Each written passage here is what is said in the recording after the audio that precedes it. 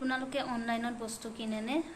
ফ্লিপকাৰ্টৰ হয় যিকোনো অনলাইন শ্বপিং কৰেনে মই কিন্তু ফ্লিপকাৰ্টৰ পৰা শ্বপিং কৰোঁ আৰু ফ্লিপকাৰ্টত ইমান কম মূল্যত ইমান ধুনীয়া বস্তু পায় আৰু যাৰ মানে বজাৰ কৰিবৰ কাৰণে টাইম নাথাকে তেওঁলোকে অনলাইন শ্বপিং কৰিব পাৰে খুব কম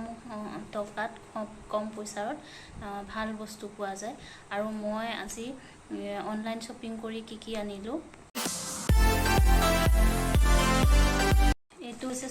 সুগাৰটো জানো আমি এটকাত পাওঁ কেতিয়াও নাপাওঁ দোকানত গ'লেতো আমি সুগাৰৰ নিজৰ নিৰ্ধাৰিত মূল্যটোৱে দিব লাগে কিন্তু এইটো মই এটকাত পাইছোঁ আধা কেজি চেনি এটকাত পাইছোঁ চাওকচোন কিমান ধুনীয়া এই ধূপ 2 পেকেট বাই 1 get 1 ফ্ৰী আছিলে বহুত কম মূল্যত এইখিনি পাইছোঁ তো ইমান কম দামত পাইছোঁ হানি আনিলোঁ মই অনলাইনৰ বজাৰ